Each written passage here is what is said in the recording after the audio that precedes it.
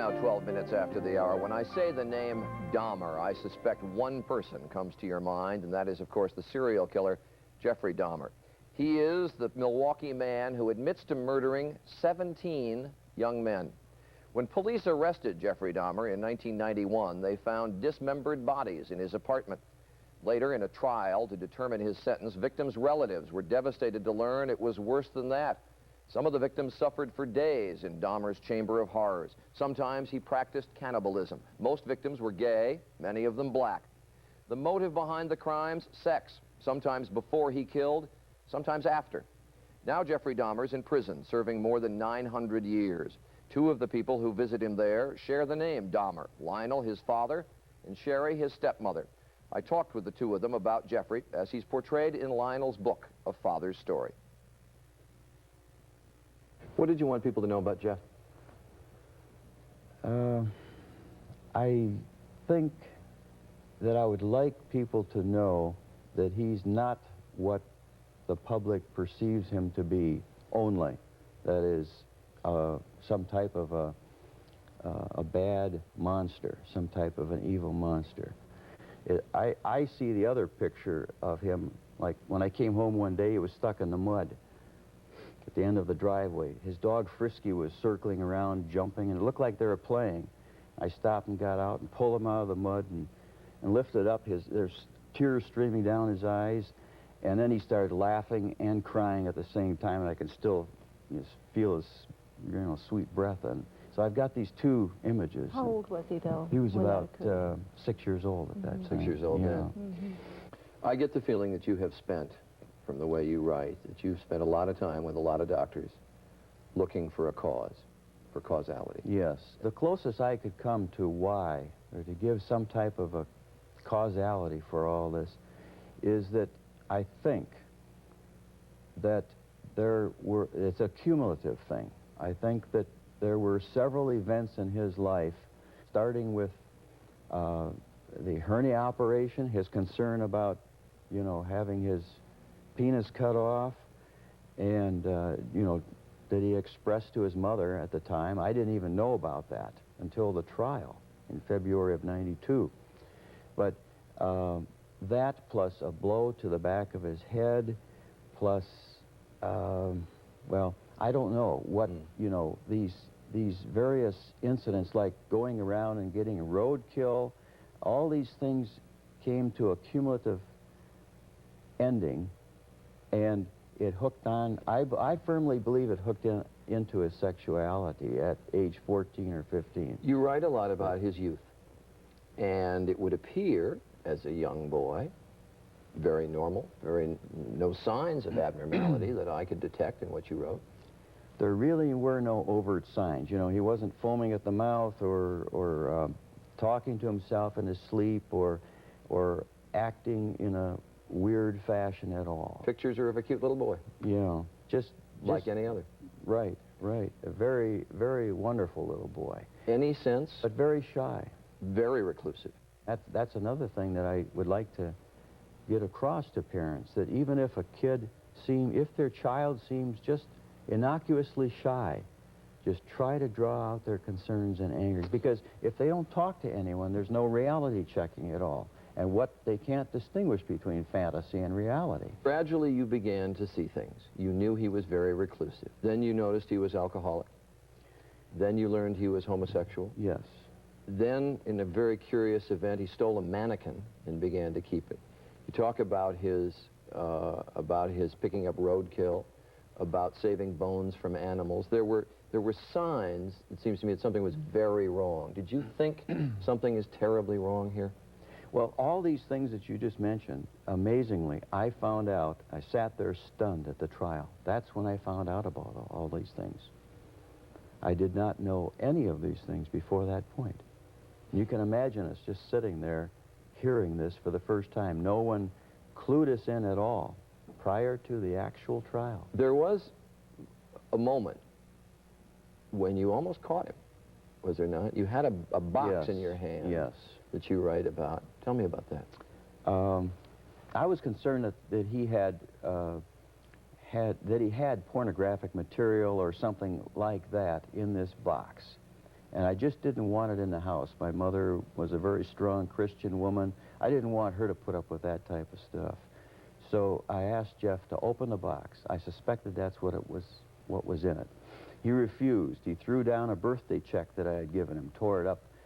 He said, if I can't have 1 square foot of space, you know, in my living quarters, and he got very angry. He put on a little theater for me. He was very good at that. And so he went out of the house. And I took the box and went downstairs. I was going to open it. And immediately he came back in. He thought, he got to thinking about it. And he said, Dad, please don't open it tonight. I'll open it tomorrow morning. I'll show you what it is. It's what you think it is, but don't make any more scene tonight. And let's not disturb Grandma. And so in my empathy for his shyness and his, you know, his personality, I just said, okay. The next day when he opened it, there was pornographic material in it? Yes. What had been in it the night before? Well, he told me at a much later date that he had kept one of the heads, one of the remains in there. There comes a time, you're living in Ohio, he's living in Wisconsin, that you get a call from the police who tell you that he's been involved in a series of homicides. What was your reaction? You know, I thought that he was somehow the victim at first. And then the detective said that there was a homicide investigation, and I found out later that it involved Jeff as a suspect. And I sat there just stunned in my office. I understand you went through a very slow realization process that he was involved in a series of murders, but when you realized he was accused of a series of murders, what did you think? I had 2 thoughts. I wished I could take his place because he was so young and had thrown away a life. And I frankly wished I could put him down like you do a sick animal. Those were the first 2 thoughts I had. This is now some time ago, but you've had to deal with this for now a couple of years. Yes. How do you deal with it? How do you rationalize it? Somebody who does something somebody who's close to you does something that is beyond the comprehension of almost everybody to understand. I can't rationalize it because I can't truly comprehend. Intellectually, I can sort this out. Emotionally, I cannot comprehend to this moment how he could do these terrible things. But there is still a child. You know, we have a child to support and take care of, and so we do it. It's not been easy. There's good moments and bad moments, but every day is a new day, and we start over. When you talk to him, you still visit him? You see him? What do you say to him? We visit him about once a month on the average, and we hug each other when we greet, both of us, Sherry and I. And as time has gone on since he's been there at the prison, he's been more open. Every time we get closer, we're really a close. Does he talk about what he did? Unit right now. Does he talk about what he did? He does more now than ever. Yeah, more What's so. He say?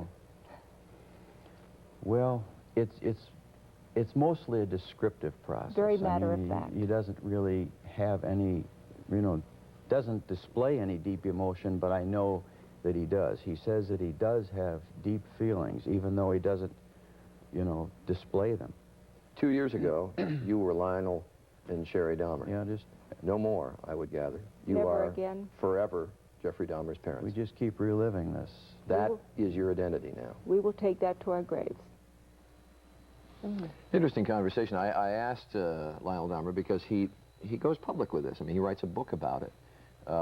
And you can tell, as he writes the book, that he's trying to grapple with how much responsibility he may bear for all this. And he talks about himself as a very private person and not communicating at times and worries that may have had some input in what happened. But it's the same thing that any parent would grapple with. I mean, why did this happen? And there really is no answer. I asked him what he intended to do with the profits of the book, because there's always that concern that you're trying to make money, reap gains from crimes. And he said he himself has incurred enormous legal debts because they've been sued a number of times. And then he also intends to share some of the profits, if there are any, with the victims' families. Because can you just imagine how you must feel for those other families that your son was responsible for causing so much pain. And dedicates the book, interestingly, to the families of the victims. And Very I can strange. imagine it must be very tough every time they go to that prison also, because you really have to be the parent while you're there, and yet they're grappling with the same questions that all the rest of us are grappling with. And interesting that Jeffrey Dahmer said that he talks now more about what happened, but still doesn't exhibit any kind of an emotional Remorse, reaction to it. Father writes in the book that the boy, Jeffrey, went on Prozac when he was in prison, and he's now taken himself off it. Doesn't think he needs it. I would think that somebody in that situation would need some kind of medicine to... well, maybe he's not dealing with the question like everybody else is. You know. Maybe Perhaps. it's too tough. Anyway, interesting to hear their what's happened to them. I asked them why they didn't, or we talked about why they didn't change their names. That's what I wondered. Yeah. But Mr. Dahmer said, very proud of my parents and my background, and so I don't want to. We'll be back 23 after.